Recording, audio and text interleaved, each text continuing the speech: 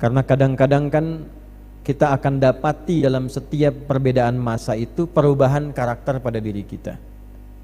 Nah, kehidupan para sahabat itu menariknya, semua yang mereka jalani sebelum Islam dengan setelah Islam itu memberikan perubahan karakter yang menginspirasi, dan setiap profesinya itu melahirkan kurikulum yang bisa ditiru dengan meraihan kesuksesan sesuai dengan masanya.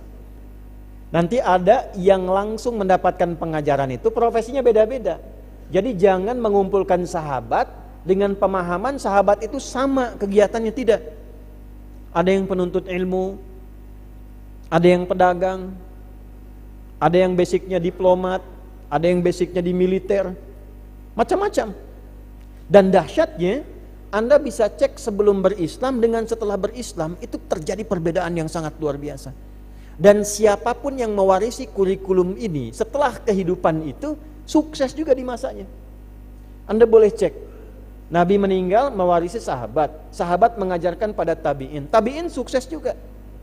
Tabi'in mewarisi pada tabi'in, sukses juga. Nah, yang paling luar biasa, ini menariknya, ketika kurikulum itu ditinggalkan, kesuksesan itu tidak diraih. Dan yang paling dahsyat, kurikulum itu melampaui setiap masa. Jadi nilainya itu akan sesuai dengan kebutuhan di masanya. Shalihun wa muslihun likulli zaman wal makan. Jadi kalaupun kita keluarkan sesuai profesi kita sekarang, kurikulum itu sukses di zamannya. Nah, itu yang harus kita yakinkan pada diri kita. Karena kurikulum kehidupan ini berupa firman Allah langsung dibuka dengan kalimat la raiba fi. Dzalikal kitabu la raiba fi. Kitab yang agung ini, yang jauh dari apa yang engkau bayangkan, yang bersumber dari kekuatan yang sangat jauh dari apa yang engkau imajinasikan itu, la raiba fi, tidak ada keraguan yang terkandung di dalamnya. Tak ada hujah kita untuk menyoalnya. Jadi kalau berinteraksi dengan Quran itu jangan pernah ragu. Kalau ragu nggak dapat nanti fadilahnya, keutamaan, keberkahannya. Harus ada keyakinan. Dan bukan sekedar bacaan, di situ ada kurikulum kehidupan. Jadi memosisikan Al-Quran itu sebagai kurikulum hidup. Keluarkan ayatnya sesuai dengan aktivitas kehidupan yang kita pilih. Itu poinnya. Ini gak usah tinggi-tinggi bahasnya. Kalau ingin jadi benar, jadi baik, berhijrah dengan baik, sukses dunia akhirat, yang tiga ini tunggu sampai kita wafat, tunggangi sampai kita wafat, atau menjelang kiamat kita wafat, dunia selesai. Tiga ini kalau kita kerjakan, selamat dunia akhirat.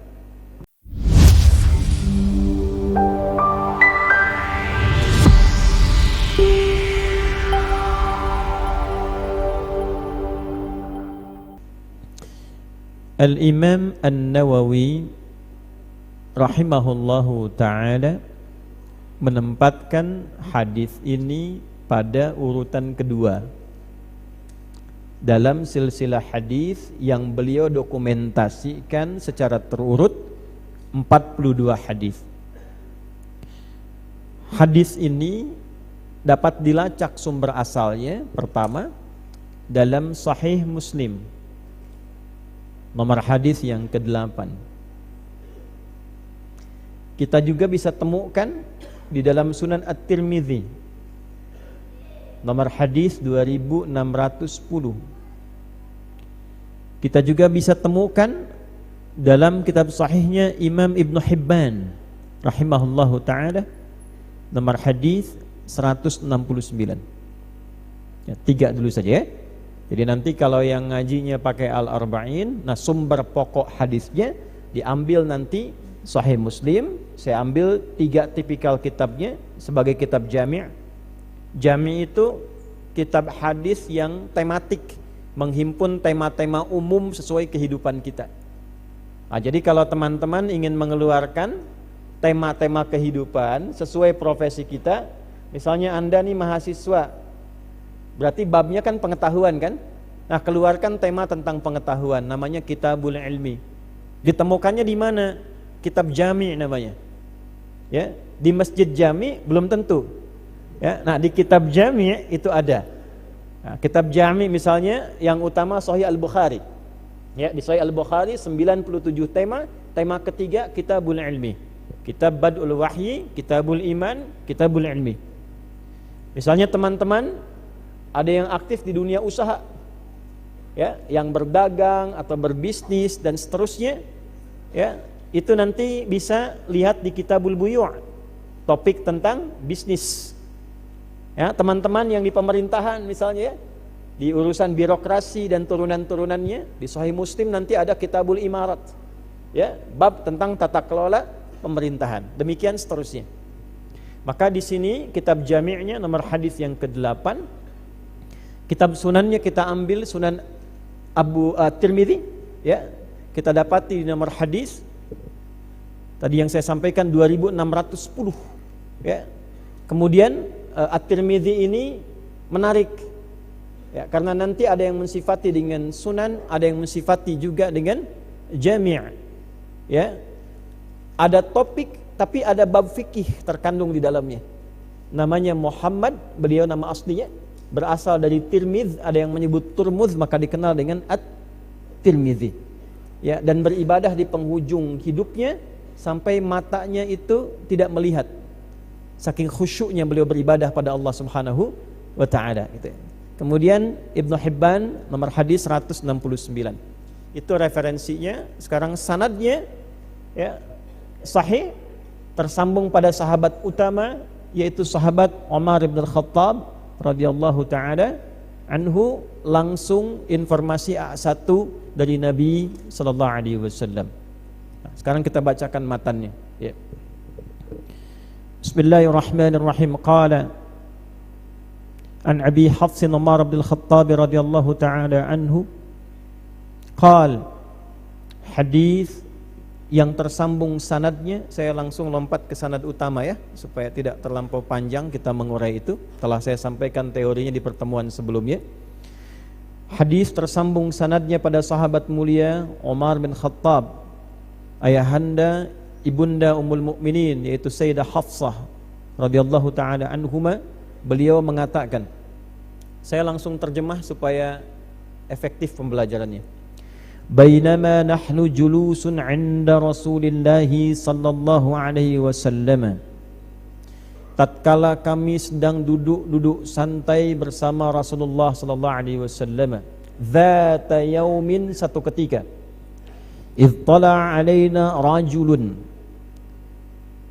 tiba-tiba nampaklah di hadapan kami satu sosok laki-laki, syadidu bayadis thiyabi, nampak dengan pakaian putih yang begitu rapi, syadidus sawadis sya'ari, rambutnya hitam tertata baik, la yura alaihi atharus safari, tak nampak pada dirinya bekas-bekas lelah yang melekat pada badannya, wala ya'rifuhu minna ahadun, dan kami yang duduk tidak kenal siapa orang ini. Fajalasa ilan nabiyyi sallallahu alaihi wasallam, lantas orang ini mengambil posisi duduk terdepan dekat dengan Nabi sallallahu alaihi wasallam.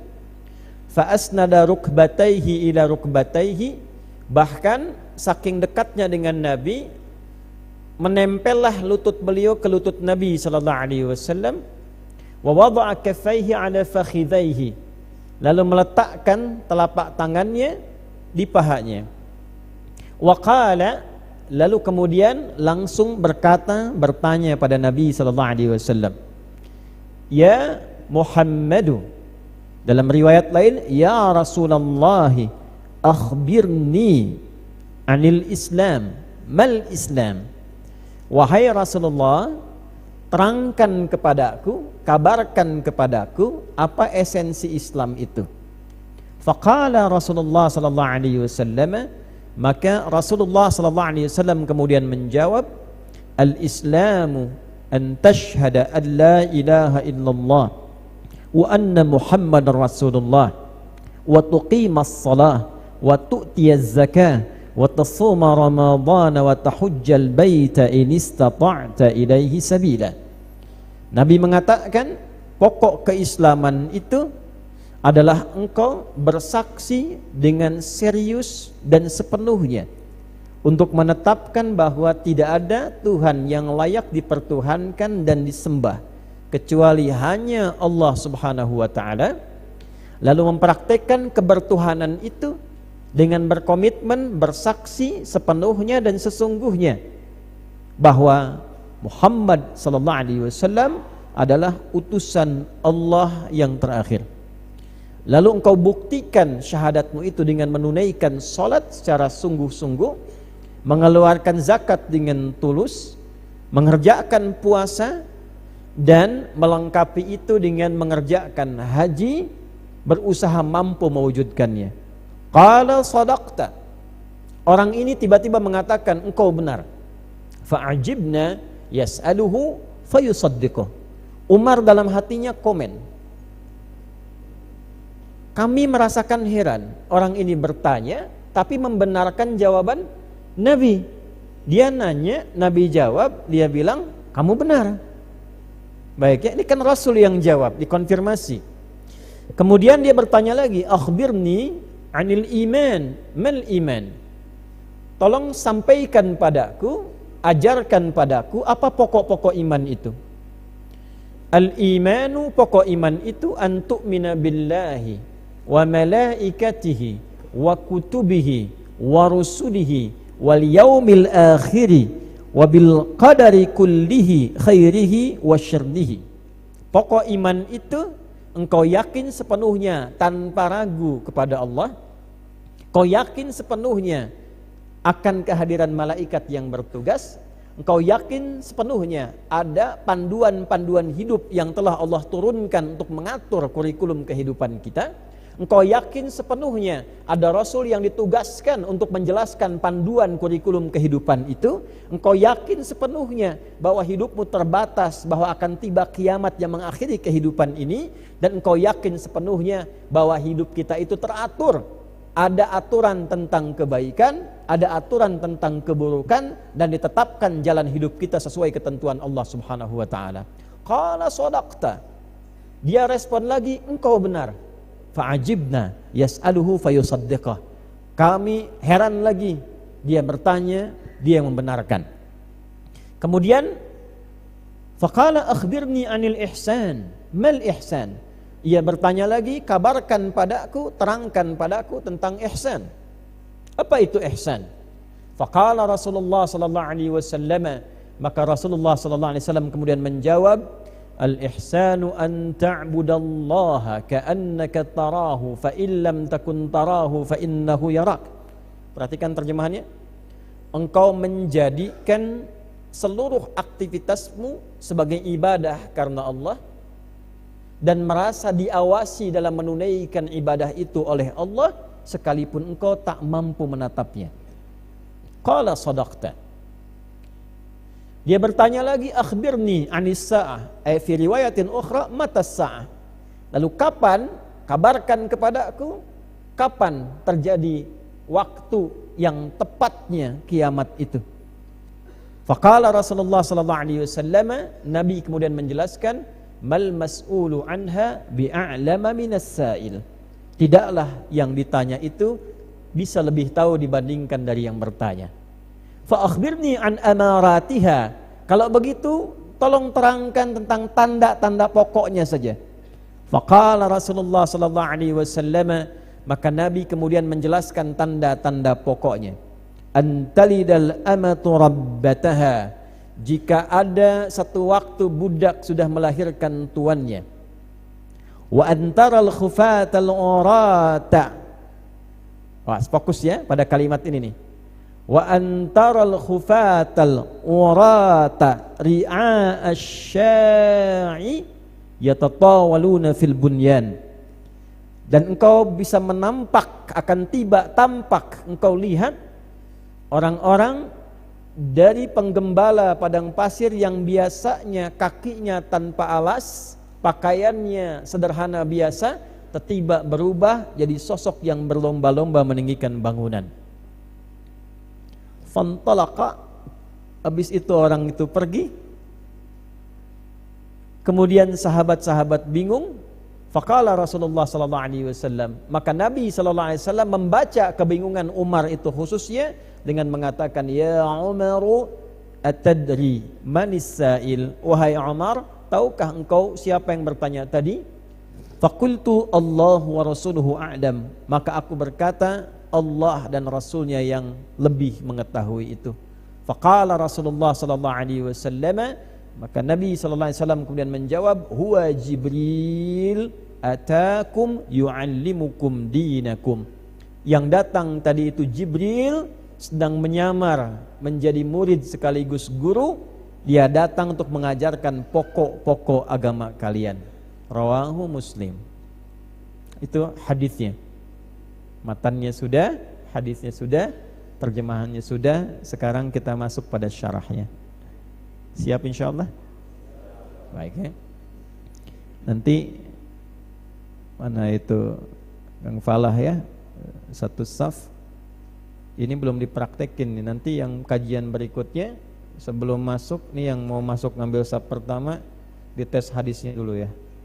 Nah, baru boleh masuk tuh, supaya dia istiqomah ya dalam naungan hadis-hadis Nabi Sallallahu Alaihi Wasallam ya. Nanti yang pertama tes DKM-nya karena masjidnya istiqomah. Siap Kang ya? Baik, siap ya, sepakat ya? Sepakat. Kalau nggak begitu tidak ada motivasi kita. Jadi nanti kita berjalan itu dibimbing oleh hadisnya yang sudah ada pada diri kita, jadi cahaya. Ya, jadi kita membayangkan untuk beraktivitas itu hadisnya yang muncul. Ya, perbaiki niatmu, minum sudah jadi ibadah belum, gitu kan? Hadisnya yang muncul. Nah, nanti Islam, iman, ihsan pun ketika dipraktekkan hadis itu muncul. Kelihatannya panjang, tapi kalau sudah hafal pendek. Ya, kita berusaha semaksimal mungkin. Sama bacaan sholat dari awal sampai akhir kan terasa panjang awalnya. Tapi kalau sudah hafal, biasa kan?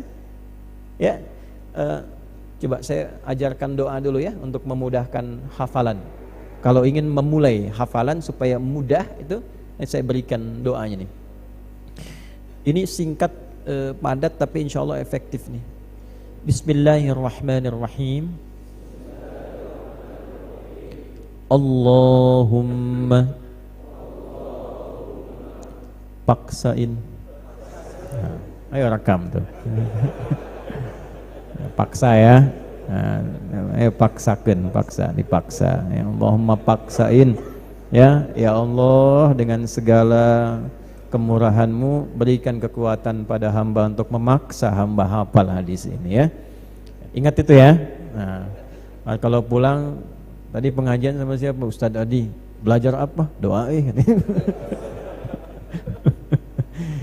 Yuk kita bahas syarahnya insyaallah. Kita santai aja ya malam hari ini insyaallah. Waktunya kan luas. Sampai jam berapa? Insyaallah. Enggak ada masalah. Paling dia tadi pada sampai subuh tak kan. Saya jam 9 selesai. Tak paling dia tak. Insyaallah. Bismillahirrahmanirrahim. Hadis ini sanad utamanya tersambung pada sosok mulia Sayyidina Umar Ibn Al-Khattab radhiyallahu taala anhu. Saya bahas singkat saja supaya waktunya efektif.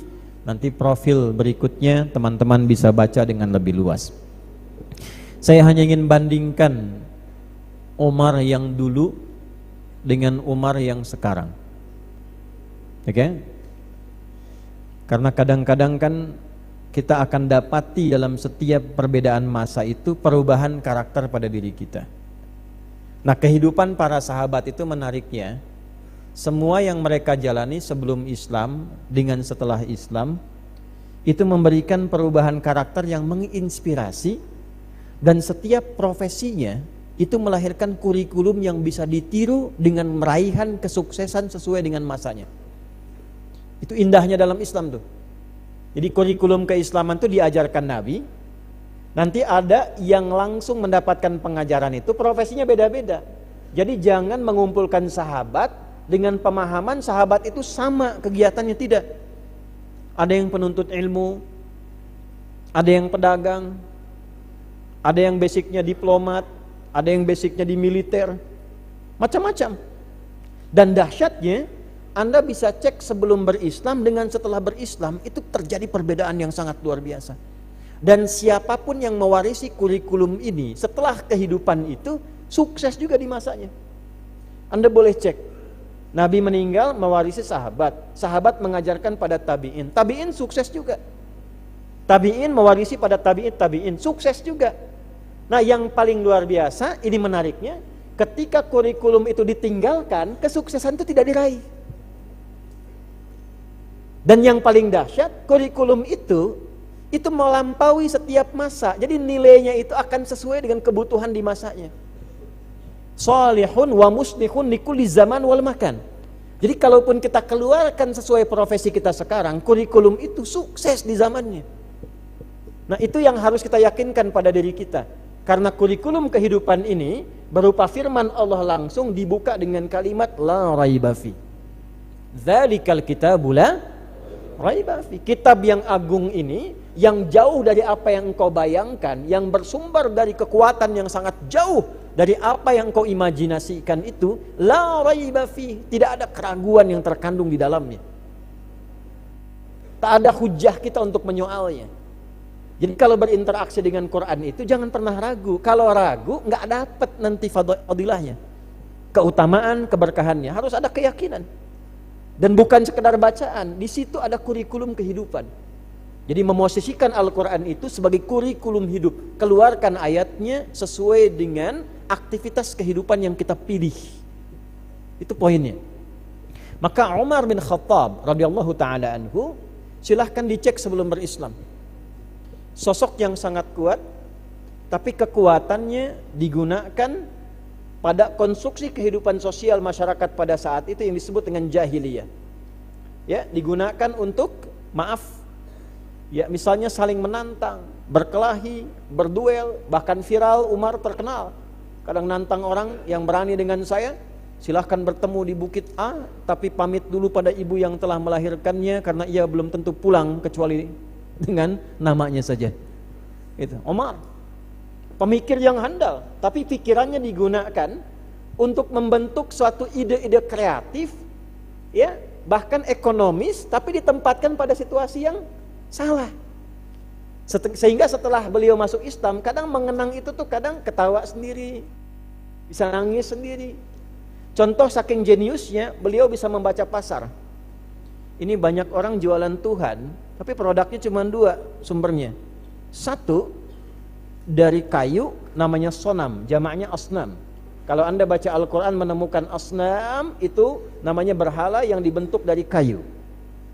Dua wathan, jamaknya authan, yang dibentuk dari batu, dipahat. Sumber cuma dua. Umar peluang pasar. Orang datang itu kan lapar, kadang ada dari luar kan.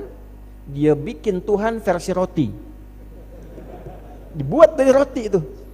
Ya, jadi dia bisa tes pasar itu. Bagaimana tiba-tiba pasar bisa melirik itu gitu. Dia bikin versinya pakai roti, dia pasarkan sendiri. Tuhan, Tuhan, Tuhan, Tuhan. Oh, jahiliyah jangan dilawan. Ya, gak akan menang, Pak. Gak akan menang. Gak akan menang lawan jahiliyah itu. Begitu dibikin dia jualan, siang-siang panas, melebihi panas kota Cimahi di siang tadi tuh. Wah, itu panas banget. Dulu kebangetan panasnya itu. Jadi saking panas ya, sudah lapar, lelah, dia simpan itu Tuhan rotinya di atasnya. Lalu dia katakan, ya Lata anzirini, Tuhan Lata, tolong toleran sedikit saja pada saya sekarang. Ana ju'an, saya lapar. Pinjam sebentar tanganmu, nanti saya bikin lagi kan ya. Itu sampai selesai, di jalan dia pasarkan. Bayangkan ada Tuhan cacat juga gitu ya. Setelah itu hilang, habis Tuhannya. Jadi kalau mengenang peristiwa itu, beliau ketawa sendiri. Kadang-kadang kan kita juga kalau mengenang peristiwa masa lalu, kadang suka senyum-senyum sendiri kan. Nah, Umar demikian. Ya, ayat-ayat tentang khamar. Khamar itu segala yang merusak akal gitu ya. Bisa dikumpulkan sekarang dalam bentuk narkotika, bentuk macam-macam, bisa minuman keras dan sebagainya. Dulu fokusnya di minuman. Ya, makanya tadi saya katakan di awal, jangan lawan pola pikir jahiliyah karena nggak akan menang. Khamar, mabuk dulu, itu yang pemula, yang prematur. Pemula itu 5 kali sehari. Anda bayangkan jahiliyah tuh, ya, nggak bisa dilawan tuh. 5 kali sehari. Bayangkan yang profesional bagaimana? Itu yang pemula. Ya, jadi nggak usah bikin nandingin jahiliyah, nggak akan menang. Nah, saya gambarkan demikian. Tapi nanti ayat-ayat tentang pemberhentian mirasantika itu, khususnya dalam hal mabuk-mabukan, itu turunnya berdasarkan pengamatan Umar tentang perilaku masyarakat, lalu memohon kepada Allah lewat Nabi, ya Rasulullah, kiranya diturunkan wahyu oleh Allah untuk menghentikan kebiasaan minum-minuman ini. Umar. Apa yang terjadi? Setelah beliau masuk Islam, berubahlah karakternya. Yang tadinya keras, kekuatan fisiknya diarahkan pada ketegasan yang melahirkan keadilan. Maka dikenallah beliau dengan gelar Al-Faruq, yang seorang pembeda. Tampil beda karena menempatkan kekuatan fisiknya untuk menegakkan keadilan. Saat orang-orang menggunakan kekuatan fisiknya hanya untuk meningkatkan nilai dan tingkat kriminalitasnya, Umar tampil beda. Sehingga saking luar biasanya kekuatan yang digunakan, viral, jangankan manusia, setan pun lihat Umar lari. Ya, Nabi mengatakan itu, ada orang-orang yang luar biasa dengan kekuatannya, kekuatan fisik yang diisi oleh nilai keislaman, keimanan, keihsanan, itu membentuk karakter paripurna yang saking paripurnanya, jangankan manusia, setan lari. Anda bisa bayangkan? Satu tuh. Kejeniusannya diarahkan pada hal yang positif akhirnya. Ya, maka apa yang terjadi ketika beliau kemudian mewarisi kepemimpinan sepeninggal sahabat mulia Abu Bakar As-Siddiq radhiyallahu taala anhu, maka beliau mulai menganalisis kebiasaan Nabi, mendekati orang-orang, kadang ke pasar, bersentuhan dengan masyarakat, ya, hidup. Maka diterapkan dalam konteks kepemimpinan formal pada masa itu, maka muncullah teori belusukan. Umar. Makanya orang yang sering belusukan sering disebutkan Umar bin Khattab versi modern. Kan? Coba lihat ya. Ini saya lagi bahas hadis ya, tolong jangan dikait-kaitan macam-macam nih. Gitu. Karena sekarang ada AI. Tadi saya baru dapat pertanyaan, Ustadz, apakah ini betul dari Ustadz? Gambarnya saya, narasinya bukan dari saya. Tersebar di grup WA bahwa doa istri itu lebih mustajab dibandingkan dengan doa ibu, gitu kan? Nah, menyebar itu. Atasnya gambar saya. Nah, tidak ya, saya tidak pernah mengatakan demikian. Artinya apa? Kondisi-kondisi tadi. Akhirnya apa yang terjadi? Umar. Dan hebatnya, kadang belusukannya nggak bawa staf.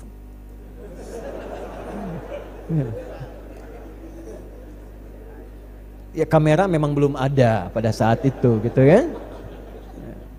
Seorang ibu dengan anak-anaknya, anaknya kelaparan, tidak ada makanan, ibu itu menggoreng-goreng batu dengan minyak pasir.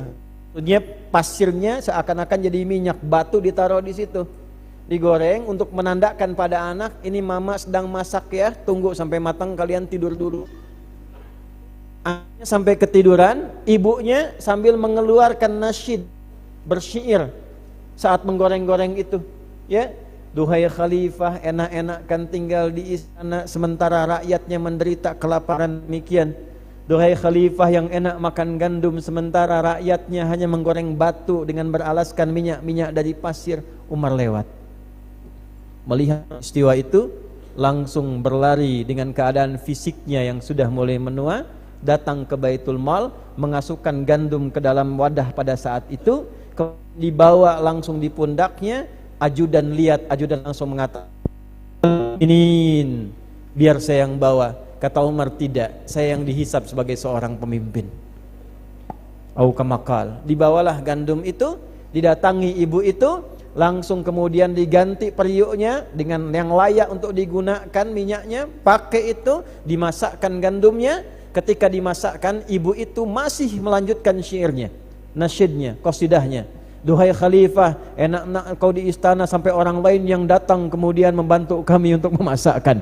Ya, sampai selesai makan, sampai kenyang, sampai pulang, ibu itu tak pernah tahu bahwa itu Umar. Umar. Ayo, Umar modern tuh, bisa nggak begitu tuh? Ya. Itu boleh ditiru, bisa, nggak apa-apa, kan inspirasi. Ya, jangan mencela orang. Kalau ingin menjadi seperti Umar masa lalu, silahkan. Justru kita dukung, kita doakan. Lalu diberikanlah kemudian oleh kita keterangan siapa Umar, profilnya bagaimana, supaya bisa ditiru. Itulah Umar sebelum masuk Islam dengan setelah masuk Islam. Jeniusnya luar biasa. Sehingga seorang liberal sekalipun, ada orang liberal, pemikir, penulis, namanya Toha Hussein. Di Mesir terkenal, sampai menulis buku khusus untuk mendeskripsikan kejeniusan Umar, namanya Abqariyatu Umar. Ma'rifat dan firasat jiwanya jangan ditanya. Umar jadi khalifah, ya, panglima sedang berperang di daerah di luar Madinah, tiba-tiba Umar sedang berkhutbah mengatakan naik ke bukit, pindah ke belakang. Panglima di sana mendengar suara Umar, ya, mendengar suara, langsung pindah ke belakang, ternyata musuh mau menyergap. Saat pulang ditanya, bagaimana? Teman-temannya tanya, bukan Umar yang tanya, bagaimana misi itu, berhasil? Hampir saja kami disergap, kalaulah kami tidak mendengar suara seperti Umar mengatakan, cepat naik ke belakang, berputar ke arah bukit belakang. Lalu orang-orang berkata, kami juga heran, kok pada Jumat kemarin Amirul Mukminin berkata tiba-tiba dalam khutbahnya, cepat ke belakang, naik ke bukit. Umar, karamahnya muncul, dan itu viral setelah selesai seluruhnya. Karena karamah tidak dijual. Ya. Beda dengan mukjizat yang harus ditampakkan, karamah itu didiamkan. Dia tampak akan viral setelah wafat orangnya. Nah, maka di bab terakhir Al-Bukhari itu ada manaqib namanya, keutamaan para sahabat.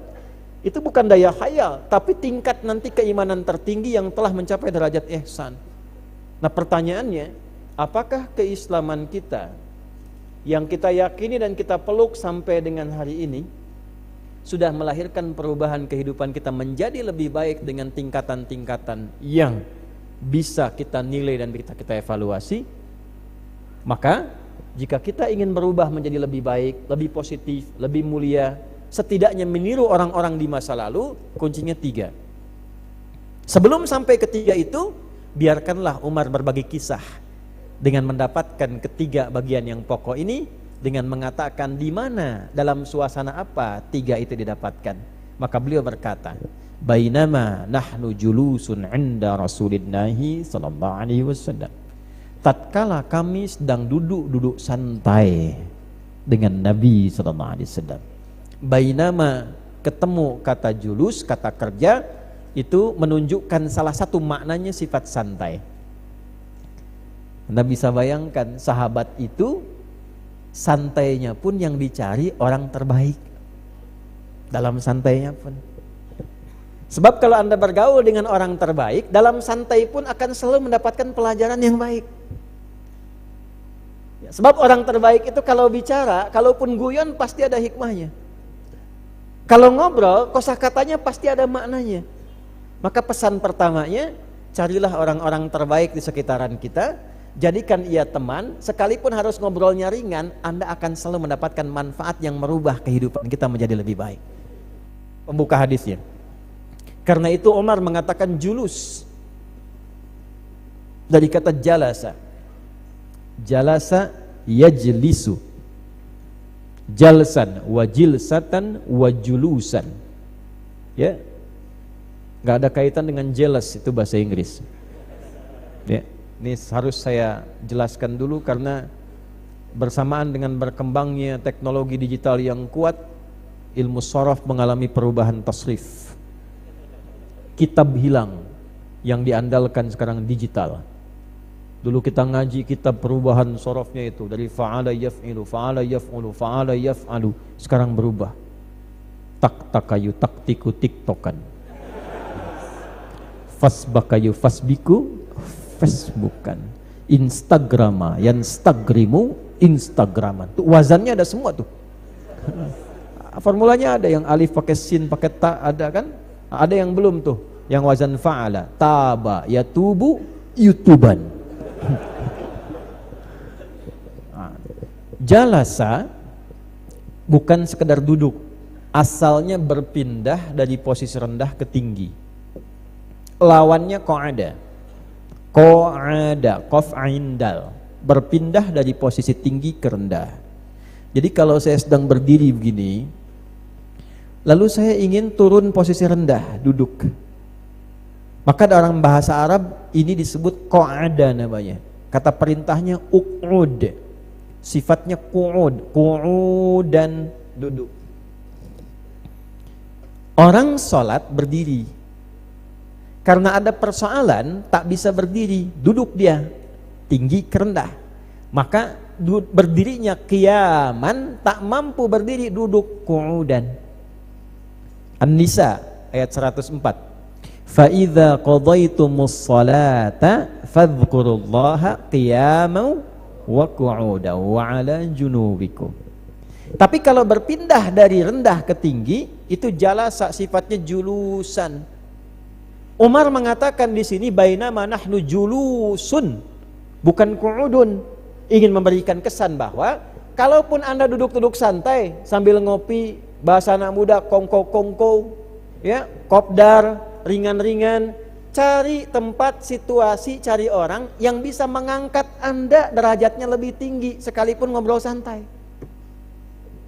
Jadi kalaupun santai-santai, jangan merendahkan kehormatan, ngobrol yang gak penting, ngobrol yang menghilangkan marwah, membahas sesuatu yang bahkan melahirkan perselisihan, ngobrol santai, saling cela, ujungnya berantem, hilang silaturahim. Itu lagha namanya. Maka ciri orang beriman yang berharap mendapatkan surga Firdaus, ciri keduanya itu meninggalkan hal yang tak penting. Walladzina hum 'anil lagwi mu'ridun. Quran surah 23 ayat yang ketiga ya. Qad aflahal mu'minun alladzina hum fi salatihim khashi'un. Terus walladzina hum 'anil lagwi mu'ridun. Baru seterusnya lizakati fa'ilun dan seterusnya. Jadi para sahabat itu karena mereka visinya ingin lebih baik, pengen baik, gitu ya, maka yang dicari orang baik. Yang kedua, ketika bertemu orang baik itu, kalaupun santai, yang dibahas yang penting-penting, walaupun dalam suasana santai. Dan itu dibaca oleh ulama kita. Makanya kenapa kalau Anda ke pesantren tuh kiai itu kadang sering guyon, tapi dalam guyonnya selalu ada hikmah. Itu yang baca itu tuh kiai-kiai kita itu ya, jadi guyonnya pun ada sanadnya. Anda bayangkan, guyon bersanad. Di kita itu Pak, saking lengkapnya, terpelihara di pesantren itu, salaman pun ada sanadnya. Ada sanadnya. Diajarkan tuh, jadi kalau Anda ngajinya bersanad di pesantren itu, cara salaman tuh diajarkan. Tatap wajah guru, pegang tangan, cium tangannya. Ya. Itu bukan hanya kaitan dengan adab, tapi ada sanad di dalamnya. Ya, apa sanadnya? Bukan terkait dengan tradisi juga, bukan. Ya, karena ada sanad yang tersambung. Karena sanad ini guru Anda itu mendapatkan pengajaran dari gurunya lagi, gurunya lagi, gurunya lagi, sampai ke atas gurunya lagi. Yang mengajar itu Rasulullah SAW, bertemu dengan guru utama Rasulullah SAW, yang dia pernah memegang tangan gurunya itu Rasulullah SAW. Guru ini pernah megang cium tangan gurunya, pernah cium tangan gurunya, pernah cium tangan gurunya. Guru terakhirnya bersanad pernah cium tangan Rasulullah SAW. Tersambung, baru cara megang tangan aja udah ada sanadnya. Kalau ngaji di pesantren benar itu pasti paham itu. Ya. Nah, tatap mata gitu kan? Kenapa? Karena mata ini pernah memandang guru, guru pernah memandang gurunya, pernah memandang gurunya, sampai memandang Rasulullah SAW. Makanya sanad ditempatkan oleh Imam Muslim sebagai pembuka di mukaddimahnya. Babul isnadi minad din. Wa qala Ibnu Sirin rahimahullahu taala laulal isnadu. Ya, nuqala an kalam Ibnu Mubarak, laulal isnadu laqala man syaa ma syaa. Makanya kalau tidak memahami sanad ini biasa. Saya pernah salaman sama anak-anak kecil gitu kan, manggil kita ustaz, salaman sudah seperti pengusaha. Nah, ya, itu bukan masalah, bukan masalah mengkultuskan, tak ada kultus di sini, nggak ada, adanya sanad. Dan itu diatur nanti dalam bab-bab tentang ya pengajaran. Nanti ada kitab-kitab yang sangat menarik untuk dikaji itu, pembahasan itu. Ya, nanti umumnya di Kitabul Adab. Ya, sampai diatur cara masuk majlis bagaimana. Imam Nawawi itu pernah ngarang kitab namanya At-Tibyan fi Adab Hamalatil Quran. Diatur cara masuk. Kalau Anda masuk, syekh sudah ada seperti apa cara masuknya, bagaimana menyapanya. Kalau orang belum datang, syekh duduk, Anda datang, assalamualaikum, duduk. Kalau orang sudah penuh, Anda datang bagaimana? Apakah boleh nerobos orang atau duduk di tempat dia berada? Itu diatur semua. Ya, sehingga apa? Yang didapatkan keberkahan dalam ilmu. Itu julus namanya. Ya, julus. Nah, itu carilah orang-orang dimanapun Anda beraktivitas. Anda di kampus cari orang baik. Kalau diskusi, hasilkan sesuatu yang bermanfaat. Sayang waktu berjalan, saudara. Waktu berjalan, tidak bisa diulang. Berapa banyak dari perjalanan waktu 24 jam sehari yang hilang sia-sia. Tapi tidak dilarang kita untuk bercanda. 169 kurang lebih hadis Nabi tentang canda. Kadang Nabi sampai ketawa, gerahamnya kelihatan. Canda Nabi banyak. Datang seorang nenek kepada Nabi dengan pede mengatakan, "Ya Rasulullah, ya aina ana fil jannah?" Ya Rasulullah, nanti saya di surga di mana? Nabi mengatakan, "Ma kunti fil jannah," nenek enggak ada di surga. Sedih nenek itu pulang. Dia berpikir, saya ibadah sampai jadi nenek-nenek enggak ada di surga. Ketemu Omar, lagi-lagi Omar ngelihat, "Ma biki? Kenapa, Nek?" Ataitu Nabi sallallahu alaihi wasallam fasa'altuh. Saya datang ke Nabi sallallahu alaihi wasallam lalu saya bertanya, "Aina ana fil jannah?" Nanti di surga saya di mana? Faqala ma kunti fil jannah. Nenek enggak ada di surga. Umar ketawa. "Kamu lagi ketawa," katanya. "Kamu lagi ketawa." Sadaqa Rasulullah. Rasul benar. Benar di mana katanya? Karena memang di surga tidak ada nenek-nenek. Karena saat ke surga semua akan berubah menjadi remaja yang cantik dan indah lagi. Nenek senang. Pulang dengan wajah girang gitu kan. Itu. Nabi itu canda tapi ada hikmahnya gitu. Dengan cucunya bercanda. Kalau umrah itu bisa dilacak tuh, jalan kemana, ngantar ke Awali, yang sekarang daerah Awali itu bawa susu, kadang bercanda. Tapi candanya terukur. Ya kan? Nabi sujud, cucunya bercanda naik ke atas karena belum paham kan? Ya kan? Ya, ketika naik Nabi lama kan? Sahabat bingung kenapa nih lama, situasi apa kan? Ya, tapi sedang memberikan kenyamanan. Setelah kemudian keluar, baru Nabi bangun lagi. Tapi ada pesannya di situ apa? Kalau Anda sholat dengan lingkaran orang terdekat, ada anak, ada cucu, misalnya kan, lokalisasi dekat Anda. Kalaupun dia bermain, bermainnya dengan Anda, tidak mengganggu orang lain yang sholat, tidak juga mengganggu anak orang lain. Jadi kalaupun bermain, dia dalam sholatnya masih ikut karena dia melihat apa yang dia lihat, dia ingin ikuti. Kadang mainnya masih ada, mainnya dengan Anda. Pernah dengar riwayat cucu Nabi Hasan dan Husain naik ke pundaknya Abu Bakar saat sujud? Nggak ada. Kenapa kadang jamaah mengeluh? Karena ketika Anda sholat, anak Anda berlari meninggalkan Anda, kemudian ributnya di sisi orang lain. Itu hikmah teman-teman sekalian. Banyak lah kalau saya cerita habis di situ. Ya. Nah, kembali itulah julus. Ya, jadi silahkan santai, ngobrol boleh, mau minum kopi boleh, gitu kan? Mau minum teh boleh, minum yang halal-halal, diskusi ringan tapi ada solusi. Inda Rasulullah sallallahu alaihi wasallam, menggunakan inda untuk menunjukkan kedekatan tapi disertai kehormatan. Nah, kalau ada sosok baik, jaga kehormatannya. Walaupun itu teman Anda, canda boleh tapi jangan sampai canda Anda meruntuhkan kehormatannya. Teman Anda sekarang jadi ulama, canda sama Anda kan, diingat lagi peristiwa dulu. Ente. Di masjid ente ceramah dulu begini kan. Enggak apa-apa canda, tapi jangan sampai canda yang menghilangkan kehormatan orang. Jelas ya? Di sini ya. Ya. Lanjutkan. Bainama nahnu julusun 'inda Rasulillah sallallahu alaihi wasallam, ketika kami sedang duduk-duduk bersama Nabi santai, ya menerima penjelasan Nabi, ngobrol-ngobrol, idtala dzata yaumin, satu ketika idtala alaina rajulun, tiba muncul dari satu sisi. Kami enggak tahu nih, ya, tiba-tiba muncul dari satu arah. Tala, tempatnya disebut matla. Ya, matahari terbit ya, satu sisi kan? Ya, dari timur, tenggelam di barat, ya. Maka idtala alaina, dari satu sisi tiba-tiba muncul sosok rajulun, seorang lelaki. Rajul itu menunjukkan wibawa, punya sifat rojuliyah yang tegap, kokoh, berwibawa. Makanya kenapa kaki disebut rijlun, karena dia kokoh, menopang tubuh. Nah, makanya kalau jadi laki-laki jangan gemulai, hilang wibawanya. Kaki udah tegap, tangannya lunak, wibawa hilang. Rajul, kita tuh rajul, jamaknya rijal, tetap nggak berubah. Mau banyakan pun nggak berubah, hurufnya nggak hilang. tambah alif aja. Ya, tambah alif cuma rajulun jadi rijal. Tapi tetap kewibawaannya itu muncul. Tapi nanti diatur bagaimana menempatkan wibawa itu sehingga membawa hikmah. Gitu. Masuk rumah tangga, wibawa terjaga tapi membawa hikmah sehingga tidak zalim dengan wibawa itu kepada istri. Tidak ada istilahnya KDRT itu kalau sudah benar-benar dipraktekkan dengan baik. Ya, atau tidak juga terbalik menjadi misalnya ada suami takut istri, tidak ada. Karena ada penempatan di dalamnya. Oke? Dah, nggak usah diperpanjang, balik lagi gitu ya. Babnya bab bukan rumah tangga gitu ya. Itu nanti jadi menarik kalau ngaji itu lengkap tuh enak. Ya, misal nih, kenapa di surat Yusuf laki-laki suami itu matahari, perempuan itu bulan? Ya, itu ada hikmahnya.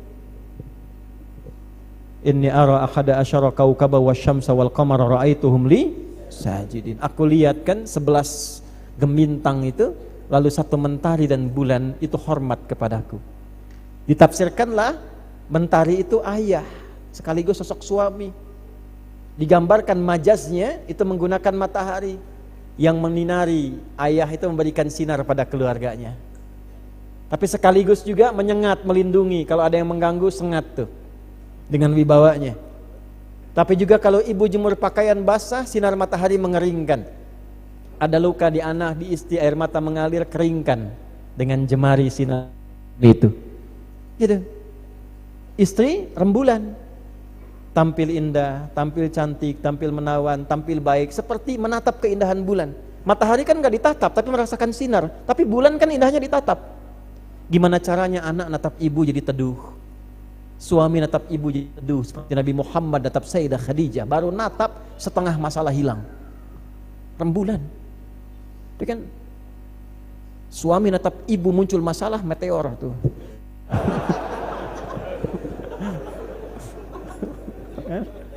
Nah, jadi dengan sampai ada istilah dengan kekuatan bulan aku menghukummu gitu kan, ada masalah. Balik ya. Ittala'a alaina rajulun, tiba-tiba datang seorang lelaki dari satu sisi yang tegap, yang baik, syadidu bayadith thiyab, dengan pakaian yang putih bersih. Poinnya putih bersihnya. Ya, karena putih itu melambangkan kebersihan, kebaikan. Putih bayadith syadid menunjukkan kebersihannya. Diboleh silahkan, misalnya ada baju sesuai dengan karakter kelaki-lakiannya ya. Tapi poinnya bersih. Nggak harus putih, pakai hijau boleh, silahkan. Ya, pakai hitam boleh, tapi dengan karakter kelaki-lakian. Bersih iya, tapi bajunya pink misalnya, nggak masalah.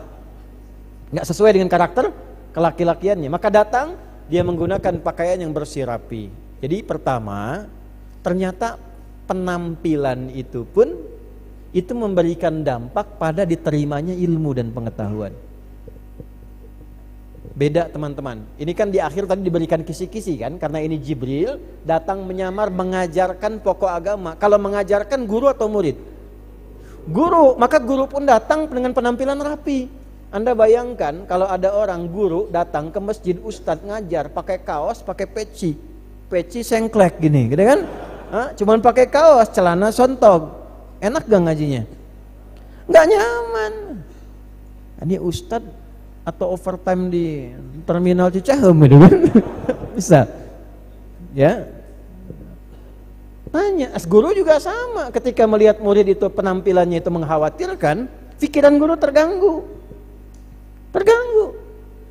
Ya, kadang terganggunya bukan begini, guru itu kalau semakin bagus dan bijak, itu enggak mempersoalkan tentang penampilan, keadaan yang datang. Tidak melihat mewah dan tidaknya. Tapi kalau terlihat ada persoalan, dia langsung berpikir, yang pikiran itu nanti menghambat durasi pengetahuan yang disampaikan. Abu Hanifah ngajar, lihat seseorang nih, perhatian bagus, tiba-tiba nggak ada gitu. Penampilan biasa, jadi pikiran kemana anak ini nggak ada. Rupanya dibawa sama ibunya, ya, ditugaskan untuk berdagang. Ini dagangan ibu, bikin makanan, ada yang mengatakan kue, yang menjajakan anaknya. Ngaji ke tempat Imam Abu Hanifah, ya tiba-tiba hilang tuh peluang untuk mencari rizkinya. Terganggu ekonomi keluarga, dipanggil anaknya, sampai berita ke Imam Abu Hanifah, didatangi ibunya. Kenapa? Kami ini butuh di rumah katanya untuk makan. Kalau dia hadir di majlis Anda, kami nggak makan. Apa kata Imam Abu Hanifah? Berapa yang Anda dapatkan dari jualan ini selama sebulan? Sekian, sudah, biarkan anak ini ngaji dengan saya, ini saya berikan untuk sebulannya. Maka anak itu kelak tumbuh mewarisi ilmunya Imam Abu Hanifah. Dan dengan temannya jadi dua sosok penjaga mazhab Imam Abu Hanifah. Imam Muhammad, ya. Dan satu lagi, ini dua-duanya ini menarik ya. Ya, ada Imam Syaiban dan juga Imam Muhammad. Di keduanya itu nanti jadi sosok yang menjaga mazhabnya Imam Abu Hanifah. Saking kagetnya jatuh dia tuh. Ya. Kembali teman-teman sekalian. Jadi penampilan ya, perbaiki rapi. Tidak harus mahal, nggak harus mewah. Maksudnya penampilan yang membuat kita itu nyaman untuk ngaji. Syadidus sawadis sya'ri, rambut tertata rapi. Enak.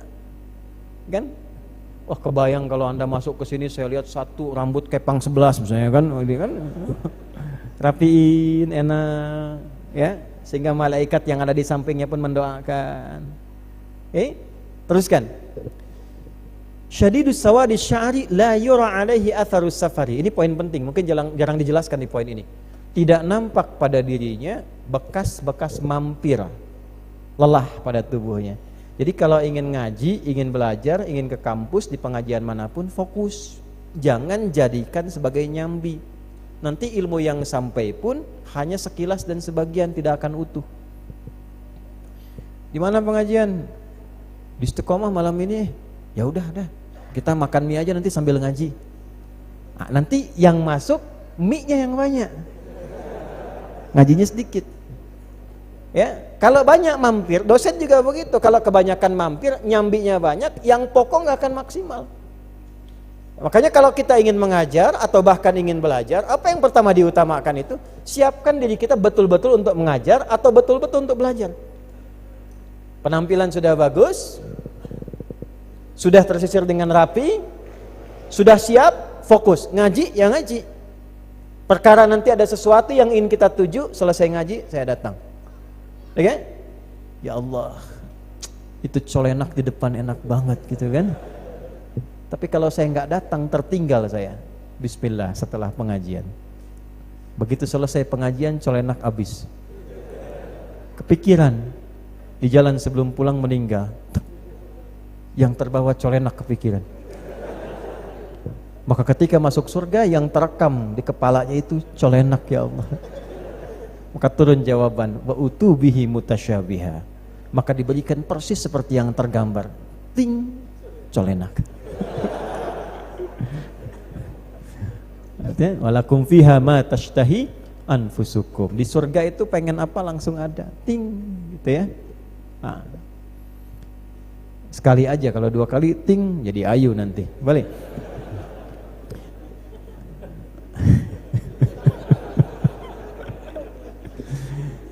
Fajalasa ilan Nabi sallallahu alaihi wasallam. Tips selanjutnya, Bu, izin Bu ya. Ibu. Bu. Ya. Termasuk ibu menyiapkan anak untuk ke sekolah, pesantren. Anak mau berangkat, ibu siapkan yang rapi. Mandi dulu, Bu. Dimandiin yang baik.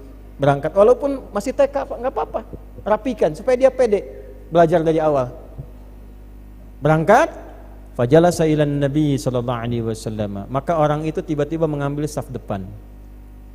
Nah, ini yang kampus nih, teman-teman yang masih belajar ya di kampus tuh. Pilih saf pertama. Walaupun itu tak mudah, tapi kalau ingin sukses, orang sukses tuh kelihatan. Ambil yang terdepan, kalahkan Yamaha tuh. Posisi paling depan. Sebab depan ini paling efektif, paling depan nih. Ya, mau nyandar nggak bisa.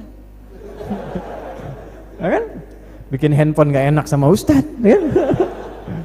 Fokus dia, fokus saja, ya kan? Dan yang paling menarik apa? Kalau suara nggak jelas, mic mati, depan ini masih jelas. Itu. Terawasi semua, jadi terjaga keadaannya. Kalau masih memungkinkan di depan itu ada, ambil saf terdepan. Tapi kalau sudah penuh Anda di belakang, sekalipun ada ruang sedikit di depan, jangan Anda terobosi orang untuk ke depan. Ada adabnya. Yang di sini geser, maka turun ayat Al-Mujadalah ayat 11 itu. Ya ayyuhalladzina amanu. Kan? Idza qila lakum tafassahu fil majalisi fafsahu yafsahillahu lakum. Hai orang-orang beriman, jika di majlis itu tempatnya julus, tempat yang mengangkat orang derajatnya lebih tinggi. Apa yang diangkat? Iman dan ilmu. Yarfa'illahu alladzina amanu minkum walladzina utul ilma darajat. Maka cari majlis ilmu, pengajian yang bisa meningkatkan iman kita, ilmu kita bertambah. Jangan datang selesai malah kita berantem dengan orang. Ya, jangan datang cuma untuk pintar berdalil tapi nggak bisa mengamalkan. Imannya naik, ilmu bertambah. Kalau ada yang seperti itu, kosong ini, datang orang, luaskan, rapatkan sampai dia dapat bagiannya duduk. Lalu sapa jamaah yang di sampingnya, assalamualaikum akhi, assalamualaikum, di situ aja. Gak usah masuk, assalamualaikum, duduk dia.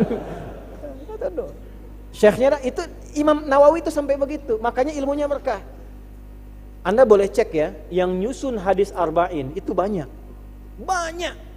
Tapi kenapa yang mendapatkan qabul, penerimaan, ya, dapat taufik dari Allah, lalu dapatkan ridhonya, itu arba'innya Imam Nawawi. Bayangkan, dibikinnya di Nawa, dibahasnya di Bandung. Dan yang dikenal itu bukan imam namanya, kan namanya Yahya, bapaknya Syaraf kan? Yahya bin Syaraf, tapi yang dikenal kampungnya. Arba'in Nawawiyah, ini 42 hadis berasal dari kampung Nawa. Di mana itu? Di Syria sekarang. Dibahasnya di mana-mana. Ya, bisa demikian. Makanya kalau orang itu ilmunya berkah, daerahnya ikut. Kenapa dulu pesantren-pesantren berkah sampai yang terkenal itu daerahnya? Pesantren Tebu Ireng, pesantren Lirboyo, ya, pesantren Gontor, itu daerahnya yang disebutkan. Karena ketika ilmu itu berkah, ulamanya berkah, maka masyarakat mendapatkan pancaran keberkahannya sehingga tempatnya pun dikenal dengan keberkahannya. Jadi kalau punya ulama-ulama yang berkah, jaga itu. Jangan sampai tersinggung dia meninggalkan tempat Anda tercabut keberkahannya. Kalau nggak percaya silakan, Anda pun akan senang. Ada ulama bawa cahaya itu, ya itu pasti hidup sekitarannya. Ekonominya hidup, keberkahannya hidup, dan Anda pun akan senang. Tinggal di mana? Alhamdulillah saya di komplek yang Ustadz Bulan ada di situ. Ya, padahal Ustadz di belakang, dia di mana gitu kan? Tapi karena satu komplek dia senang itu. Tetangga saya itu Pak, dia muncul memberikan fatwa. Tuh Pak, Masya Allah, tetangga saya itu. Ya. Datang lagi temannya, dia saya tahu kecilnya tuh. Nah, udah kalau udah begitu udahlah gitu ya. Itu. Balik saf depan. Ibu siapkan Bu anaknya. Pertama sekolah ayah antar, ibu antar, cari saf depan. Kalau mau sukses saf depan. Ya, tempatkan dia di depan tuh, belajar dari awal menghadapi tantangan. Ya, kalau nggak terbiasa dengan tekanan itu, susah mencapai kesuksesan. Ibu senang berlian Bu. Berlian Bu. Berlian berapa titik lelehnya itu? 3.500 kan ya, kurang lebih ya. Sampai jadi berlian itu sekitar 4.000 titik lelehnya itu. Ditempa dulu baru jadi benda, dipakai, digunakan. Kalau nggak ada tekanan, nggak ada kesuksesan bisa kita raih. Itu Al-Baqarah ayat 214 itu. Duduk di depan. Tekanan tuh, tertekan menahan ngantuk tuh. Mau keluar nggak enak gitu kan? Tahan dia. Ya, belakang santai kan bisa sambil enak, samping kipas angin tuh. Rebahan tuh. Di Pasar Rebo dulu ada tuh Pak, rebahan tuh. Meninggal aja. Hati-hati tuh belakang. Sab depan Pak. Bawa anak, tempatkan depan. Yang kampus-kampus nih, ya, depan. Wah, duduk belakang. Ya, duduk di kelas bangku, deretan belakang. Di dalam kelas penuh dengan obrolan, ngobrol belakang, titip absen lagi. Nah, kan? Kadang jam diatur dulu supaya cepat keluar. Ya kan? Pinjam catatan teman. Tar ujian minggu tenang, situ nggak tenang. Enggak, beda caranya. Ambil saf depan, catat dengan baik, jangan keluar kelas sampai kita paham. Harus beda antara masuk dengan keluar. Karena bahasanya pakai fikih, tafaqquh. Wa ma kana al-mu'minuna liyanfiru kaffah, falawla nafara min kulli firqatin minhum ta'ifah liyattafaqahu fid din.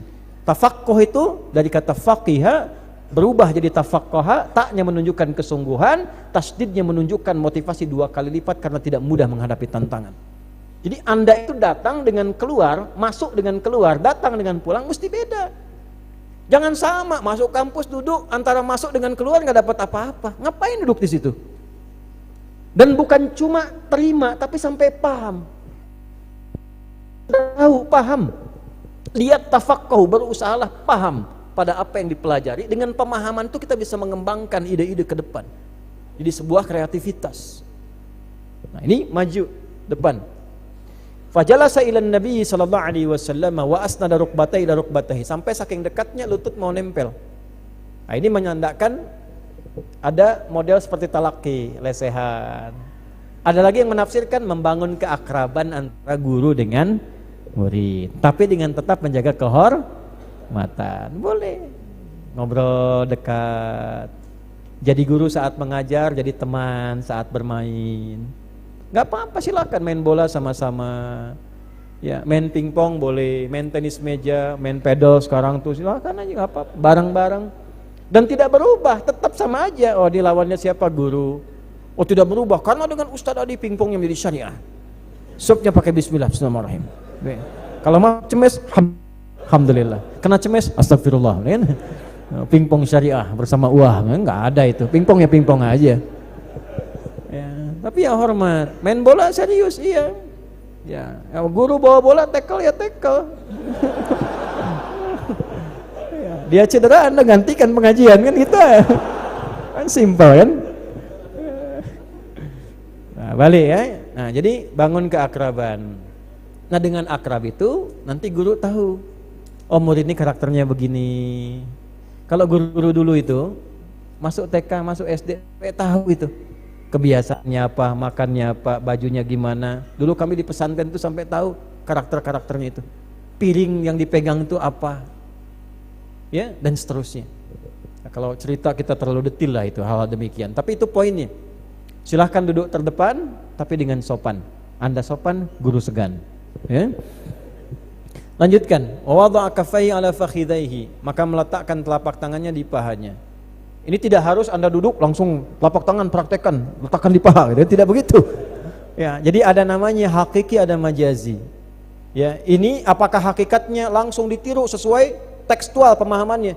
Makanya nanti belajar ilmu, nanti ada 5 dasar ilmu untuk memahami bahasa fikih Quran dan hadis. Ya, ini semua sepakat ulama, sepakat, bahkan dijadikan pengantar dalam muqaddimah. 1, matnul lughah, analisis tentang teks. Untuk menganalisis itu nanti ada 4 lagi. 2, nahwu. 3, sharaf. Ya, 4, ma'ani. 5, bayan. Nanti tambahan pelengkap. Yang 6 nanti ada badi, 7-nya ada arud.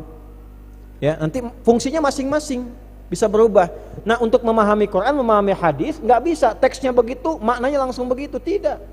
Nabi itu orang Arab paling fasih. Ana afsahul Arab baida'ani min Quraisyin. Saya itu seorang nabi, iya, tapi saya orang Arab yang paling fasih lisannya dan termasuk Quraisy. Jadi orang Arab paling fasih itu kalau bicaranya tinggi itu kalimatnya. Ya, kalau dia sesuai orang muqtadul hal. Beliau kalau bicara pada orang biasa, kalimatnya biasa.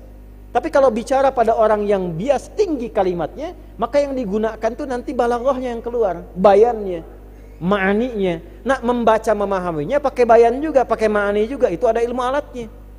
Nggak bisa seketika dipahami, begitu caranya, celaka nanti. Bisa keliru. Coba peragakan secara tekstual. Nanti besok-besok begitu. Ada meja, ya, karena hadisnya meletakkan di atas paha, Karena hadis yang nggak ada meja, nggak pakai meja. Karena duduknya pun sila, harus bersandar kepada guru, harus nempel. Nggak bisa begitu. Ada maknawi. Oh, tanda kedekatan. Murid guru harus dekat sehingga merasakan satu dengan yang lain. Frekuensi terbangun. Ini kesopanan. Dulu sopan itu diletakkan di situ. Kalau pakai meja, sopan letakkan di atas meja. Ya kan? Demikian, itu nanti ada adab. Makanya kita ajarkan anak-anak kecil misalnya tangannya berlipat begini, kesopanan. Itu praktek hadis maknawi namanya. Ilmunya apa? Kita bisa gunakan ilmu terapan dari balaghah. Turunkan dari bayan. Kalau ma'ani kan memilih kata yang sesuai. Kata apa yang sesuai ini? Huruf apa yang bisa ditempatkan di sini? Kenapa pakai fi? Kenapa tidak menggunakan ila? Kenapa pakai li? Yaitu ma'ani nanti poinnya.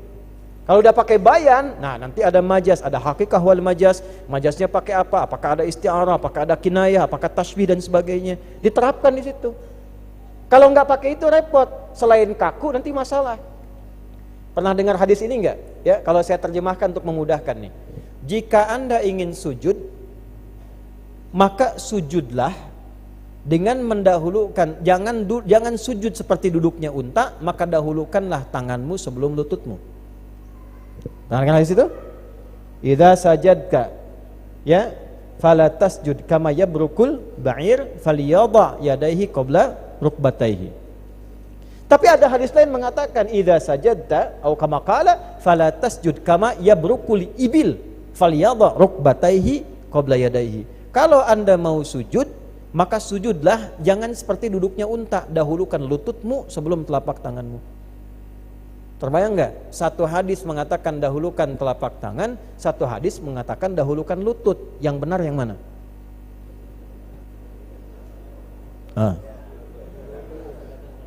Umar itu ya, Umar itu sahabat Nabi, mertua Nabi, jenius, hidupnya dengan Nabi, wafatnya dikubur di samping Nabi, masuk surga tanpa hisab. Ditanya oleh Nabi, tidak tahu, jawabannya Allahu a'lam.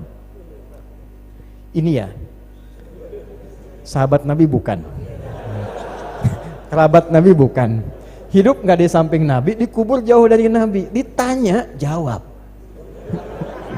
Bagus kalau benar. Yang benar mana?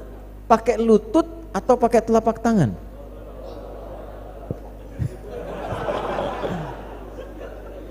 Ini kalau kita nggak paham tentang uslub hadis, ini bisa bertengkar.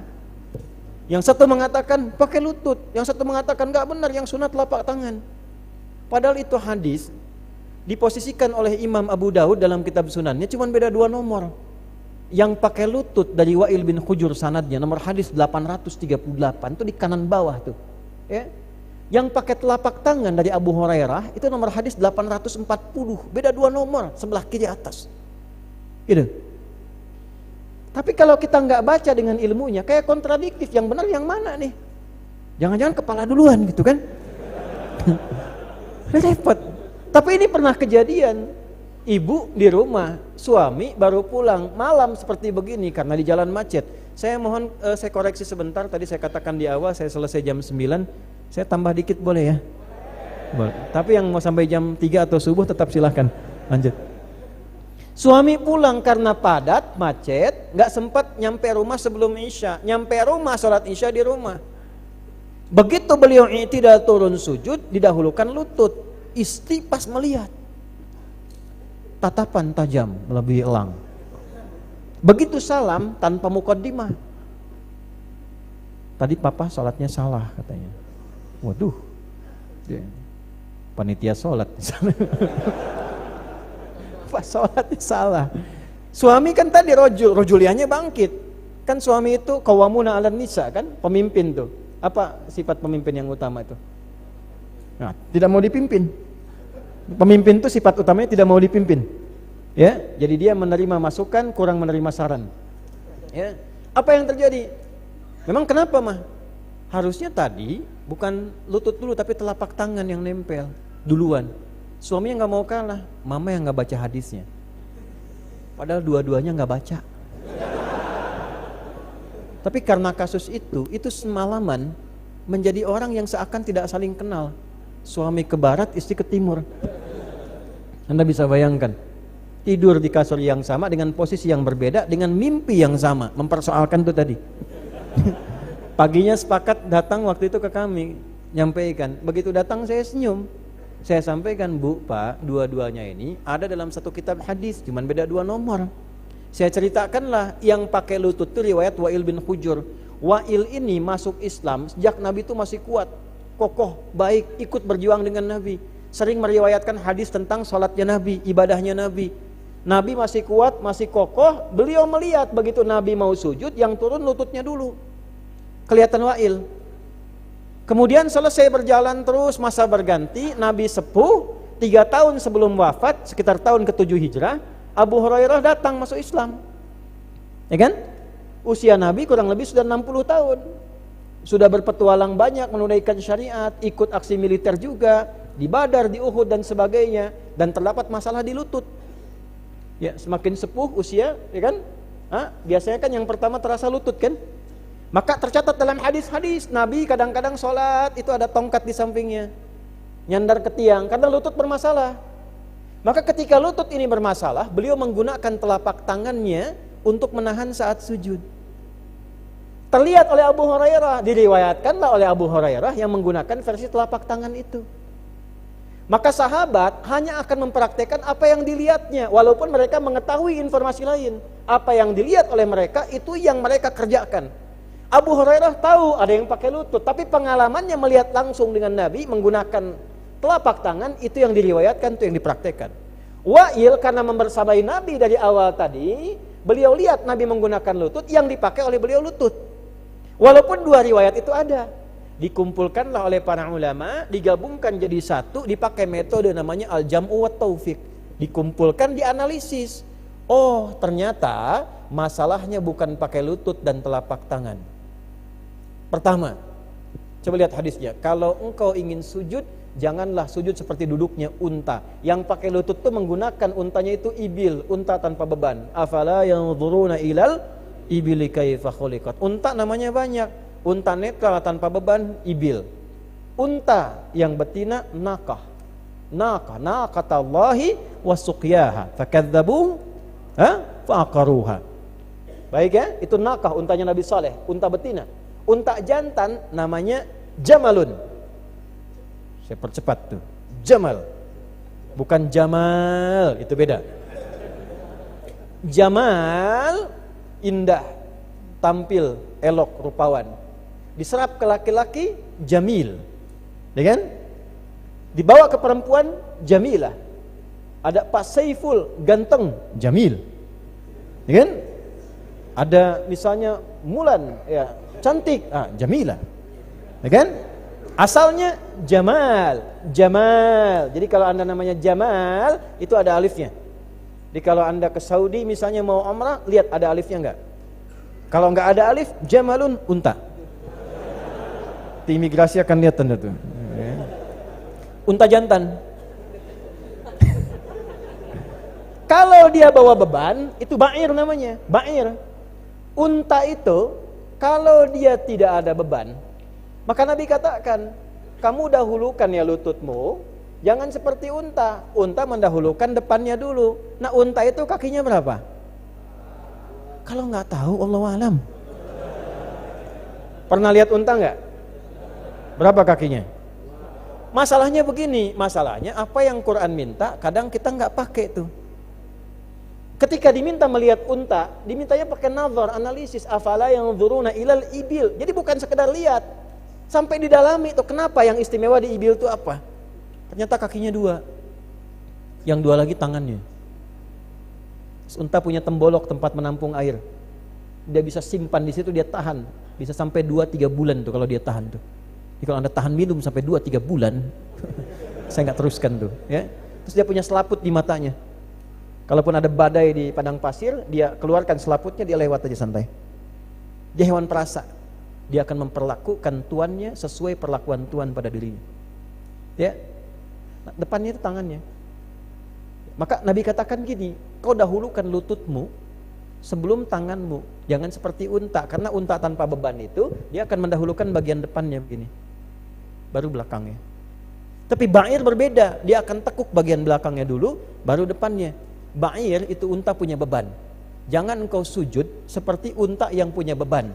Maka dahulukan telapak tanganmu sebelum lututmu, karena ada bebannya. Karena beda kita dengan unta. Yang sama silakan angkat tangan. Ya, unta kalau punya beban, dia yang dahulukan apanya?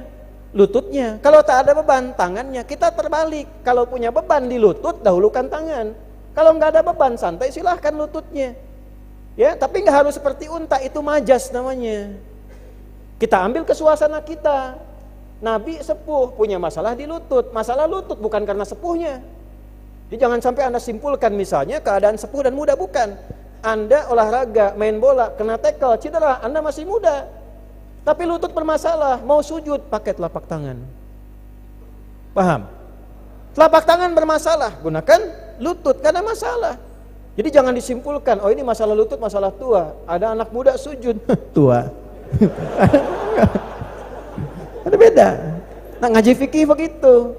Jadi mau pakai telapak tangan, boleh. Mau pakai lutut, boleh. Yang salah kepala duluan. Belum apa-apa udah debat tuh. Oh yang sunnah yang ini. Sunnah palamu itu. Maksudnya apa? Difikirkan dulu, pala itu dipikirkan. Ini kehormatan di sini. Makanya nggak boleh pukul kepala, ini nggak boleh. Kehormatan di sini. Ya, difikirkan. Jadi digunakan cara mencerna kita itu digunakan. Paham sampai sini? Nah, maka duduklah dia di samping Nabi, dia letakkan tangan itu. Nanti jangan tekstual memahami. Letakkan itu bagaimana? Hormati guru. Letakkan tangan dengan baik. Jangan guru ngajar, Anda main handphone. Kan? Udah, kalau mau ngajar, ilmu masuk, kamera turun. Dah, simpan, handphone turun, kecuali mencatat ya, simpan, ada waktunya. Jangan nanti merasa guru seakan tidak diperhatikan. Sama murid juga kalau merasa nggak diperhatikan guru, dia akan keluar. Ya, abai dia, selesai nggak penting nih, guru nggak care dengan. Nah itu maksudnya, ya tangan dilipat, kemudian juga maksud dilipat itu sesuaikan dengan adab, bisa kalau sila demikian, kalau di meja seperti apa. Yang penting sesuai dengan tradisinya masing-masing, sopannya bagaimana. Nah, jadi jangan sampai disimpulkan bahwa di Arab begitu, lalu kita katakan harus seperti itu. Tidak. Kalau tradisi itu kembali al-adatul muhakkamah. Itu kaidahnya. Tradisi itu menjadi hukum di tempat dia berdomisili. Nanti Islam memberikan panduan bagaimana tradisi itu bisa menjadi baik. Gitu. Arab punya tradisinya, pakaian yang baik, tradisi di Arab pakai jubah. Ya kan? Dan jangan disimpulkan kalau pakai jubah ini sudah hijrah misalnya. Tidak demikian juga. Ya, tidak demikian karena di Arab pun sekarang yang berbuat jelek pakai jubah juga. Yang mencuri pakai jubah juga. Karena bagian pakaiannya, tapi jangan gunakan itu sebagai celaan, tidak. Kalau Anda mau ke sini pakai jubah boleh-boleh saja, enggak ada masalah, jangan dicela juga. Tapi jangan disimpulkan bahwa kalau pakai jubah Islami, pakai batik tidak misalnya, tidak. Tapi jangan berlebihan juga. Kita kuatkan budaya kita pribumi, jangan pakai jubah, pakainya batik. Oh, silahkan tuh kain kapan pakai batik tuh. Ya. Jadi jangan seperti itu, kita proporsional saja. Mau pakai batik silahkan, pakai jubah silahkan, pakai sarung silahkan, gak ada masalah, pakai sarung. Ya, budaya sarung itu kalimat ulama itu. Dari kata syar'an, sarungan. Orang pesantren hiduplah dengan menggunakan syar'an, syariat. Berbalut sarung, berbalut syariat. Gunakan baju koko, takwa, waqwa, walibasu takwa dzalika khair. Hiduplah dengan baju takwa, dengan selimut syariat. Kalau sudah seperti itu, gunakan kopiah, khufyah, tunduk patuh, tunduk tawadu. Jangan sombong. Kamu punya ilmu, sudah jadi orang takwa, hidupnya dengan syariat, jangan sombong, tawadulah engkau. Khufyah. Makanya bahasa Arab tuh nggak ada kopiah itu. Taj, kubah. Tapi orang tua kita mengatakannya kopiah. Khufyah. Lalu kakinya apa? Bakyak, al-baqa wal yakin. Berjalanlah karena Allah, baqa dengan sifat yang yakin. Itu bukan otak-atik. Bukan cocok logi itu. Kalau Anda orang pesantren betulan, itu pasti Anda dapat itu. Itu ada sanadnya itu, ya. Jadi banyak sekali kalimat-kalimat orang tua singkat, padat tapi jadi algoritma kehidupan. Zikir-zikir gitu yang menyebar itu. Itu ada juga zikir-zikir bersanad itu. Tanpa sadar itu ada zikir misalnya mengentaskan kemiskinan. Saya nggak akan buka sekarang itu. Nanti satu waktu saya buka. Itu di kampung-kampung dibacakan. Makanya dulu walaupun kita terbatas di kampung, nggak merasa miskin kita tuh. Hidup tenang. Orang 3 bukit meninggal masih tahu itu. Masih tahu. Di mana anu kapunuten? Kakantunkeun palai itu katanya. Lah caket dah sapuntung rokok. Ayo ka dieu teh sapun caket satu bukit caket sapuntung rokok. Rokoknya enggak pernah dibakar di sini aja. Caket deh. Nah, kampung dulu begitu tuh. Tapi tenang, enggak banyak masalah. Kenapa sekarang setelah semakin maju kok masalah datang sampai saku. Masalah datang pikiran, ya? Baru bangun sudah cek masalah gitu. Berarti ada sesuatu yang harus perbaiki. Tadi ya kembalikan. Nah itu membaca sesuatu menggunakan ilmunya, ada alatnya nanti. Apalagi tafsir. Ya, tafsir itu lebih kompleks lagi. Ya, nanti ada tambahan badi'. Badi itu untuk menampilkan keindahan sehingga kalau kita melarang orang tidak seperti merasa dilarang. Mengajarkan tidak seperti merasa digurui. Kalau berinteraksi dengan pasangan itu lebih menyenangkan. Malam ini kamu cantik deh. Itu biasa. Bawa keluar purnama, lihatkan istri. Mah, tahu nggak? Purnama indah nggak? Indah, tapi mama lebih indah dibandingkan purnama di malam ini.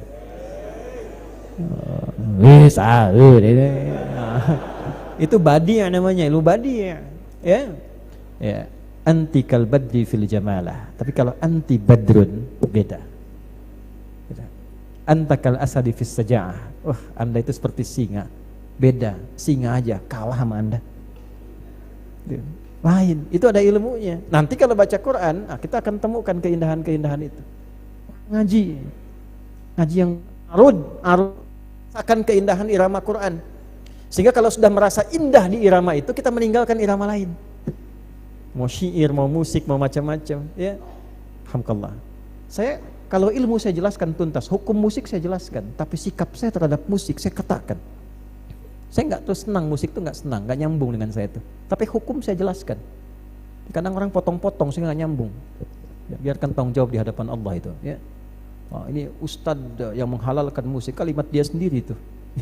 Saya hanya menjelaskan ini hukum yang menghalalkan ini, dalilnya ini, yang mengharamkan dalilnya ini, yang menganggap makruh dalilnya ini, yang menganggap mubah dalilnya ini, ya, dipaparkan itu. Anda mau ngambil sikap, batasannya ketahui sehingga hisab Anda ringan di hadapan Allah. Sikap saya seperti ini. Ya. Lalu macam-macam lah itu, lupakan saja itu ya. Tapi arud nanti itu memberikan batas untuk merasakan irama kenikmatan Quran. Sebab kenapa? Dulu kalau orang Arab bermusik, bersyair, berqasidah, ya, salah satu unsur syair itu unsur keduanya musik. Ada fasahah nanti, kemudian di situ ada khayal, imajinasi, kefasihan, ada khayal, ada uslub gaya bahasa, ada musik, ada irama. Ada 17 jenisnya. Ya, saya bisa katakan ini karena saya mengaji itu. Ilmunya arud, 17-nya bahr namanya. Tawilun lahudun al-bukhuri fadailu fa'ulun mafa'ilu. Itu tawil formulasinya. Ya, fa'ulun mafa'ilu. Nanti ada rajas, mustaf'ilun. Sautus safiril bulbuli hayyaja qalbi thamiri. Al-ma'u wa zahru ma'a ma zahri lahdul muqali. Fa anta ya sayyidali wa sayyidi wa mauladi. Fakam tayimmuni ghazayyilun uqayqali. Qataftuhum min wajatin min fili hadha rajuli. Faqala la faqad ghada muharwili. Wal walad wali ya wailali. Fakultu la tuwal wili. Fabayinu lu'ali qalat tauhina kadhan radhul muqali. Kahatan kakailali tabuli. Nanti diserap itu oleh umat Islam, dibawa kaidahnya mustaf'ilun, digabungkan jadi nazam, rajaz musdawas, tapi pakai ilmu.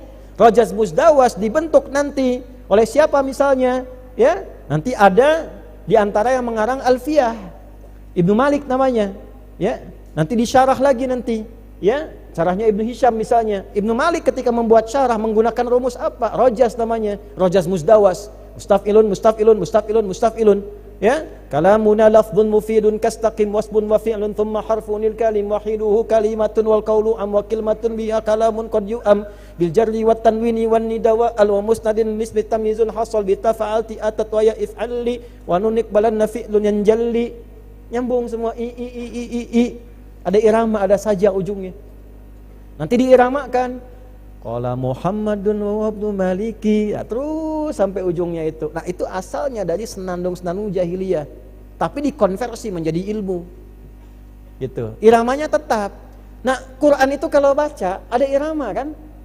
Apakah itu irama musik? Tidak bisa disebut musik. Syair enggak bisa. Wa ma huwa biqauli syair. Dari mana mengetahui itu bukan syair? Dari mana itu bukan termasuk yang 17 bahar itu? Ada ilmunya namanya arud. Arud itu ada aturan. Nah, irama Quran ketika dibaca itu tidak mengikuti itu. Maka ini bukan kalam manusia, ini kalamullah. Maka nggak bisa baca Quran menggunakan irama musik. Ya, jadi nggak usah macam-macam. Saya belum pernah ada dengar orang misalnya pakai irama madid. Mufa'alatun fa'ilatun tala'al badru alaina. Terus ada imam misalnya Masjidil Haram pakai membaca surat Ad-Duha menggunakan irama madid. Wadduha wal laili idza saja. Ada. Bubar. Makanya nggak usah aneh-aneh. Nah, kita belajar itu untuk menguatkan Quran. Ya kan? Muncul orang ustadz menghalalkan musik. Nah, jawab tuh. Ya, nah itu mesti paham itu. Balik lagi, maka jangan gak usah aneh-aneh, gak perlu irama Sunda, irama Jawa, langgam Sunda, langgam Jawa, gak ada kerjaan. Awas tuh, Imam Istiqomah subuh menggunakan Al-Fatihah pakai irama Manuk Dadali. Iyyaka na'budu wa iyyaka nasta'in. Hantam saja itu.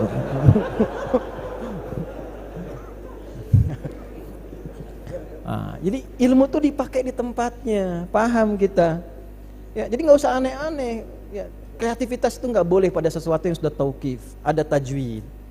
Apa itu tajwid? Pakai lagi kitabnya, Hidayatul Mustafid fi Ilmi Tajwid yang paling tipis, paling gampang. At-tajwidu lughatan al-ityanu bil jayyidi wastilahan ilmun yu'rafu bi aqwa mustaqam sifati wal mududi wa ghairi dzalika katarqiqi wa tafhim wa nahwihima ma ghayatu ilmi at-tajwidi ghayatu bulughun nihayati fi itqani lafdhil qur'ani alamatu luqiyya min al-hadrati nabawiyyati afsahiyyati wa qila ghayatuhu sawnul lisani lil khata'i fi kitabillahi ta'ala. Paham? Dan singkatnya baca dengan baik dan benar.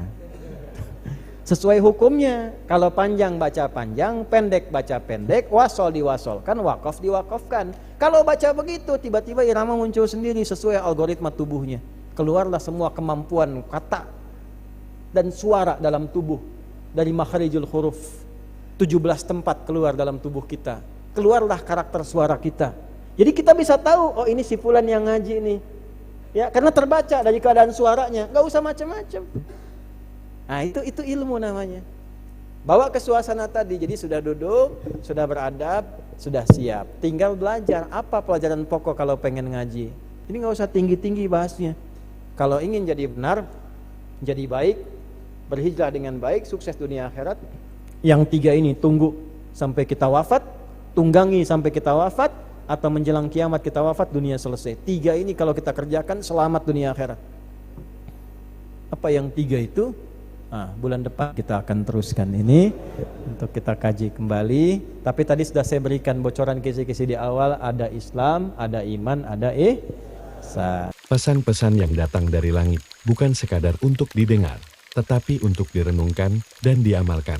3 pesan Nabi yang disampaikan melalui malaikat Jibril mengingatkan kita agar tidak lalai, menjaga iman di tengah ujian, dan menata akhlak dalam setiap langkah kehidupan. Jangan biarkan nasihat mulia ini berlalu tanpa bekas. Jadikan ia sebagai pengingat, sebagai penuntun, dan sebagai cahaya dalam mengambil keputusan. Semoga Allah meneguhkan hati kita, membimbing langkah kita, dan mengantarkan kita kembali ke jalan pulang yang diridhoi olehnya.